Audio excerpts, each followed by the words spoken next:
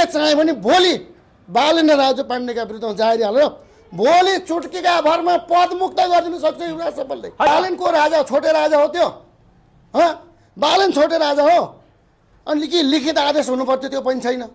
मौखिक आदेश भरमा के बालेनको घरमा राखेको चौकीदार हो राजु पाण्डे भन्ने? मेयर घुम्न जाने रमाइलो गर्न जाने तिनलाई भद्रगोल छोडेर कर्मचारी तलब पाएको छैन।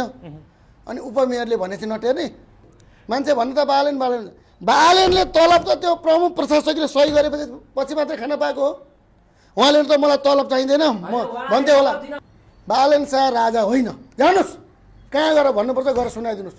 बालेन शाह काठमाडौँ महानगरपालिकाको मामुली मेयर हुन्, 32वटा वडाहरूको प्रमुख हुनु हुने र उनको मात्रै निर्णय चल्दैन।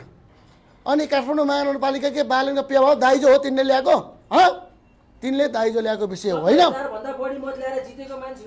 देखिहाल्यो त नि 70,000 मत ल्याएको बालेन बाहेक सब एकातिर थियो त देखिहाल्यो नि त। त्यो त नाङ्गो आँखाले देखिँदैन, त्यो चस्मा लगाइराख्नुपर्छ। बालेनको के हो त्यो? हुकुमी शैली होइन।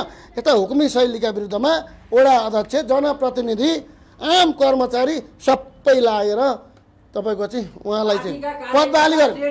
र्याप गाएको जस्तो सजिलो छैन। आज 32वटा वडाका अध्यक्षज्यूहरू पनि किन विरोधमा छन् बालेनको? हो, बालेनले आफूलाई सिन्डिकेट बनाएर बालेनले आफूलाई राजा सोध्छ।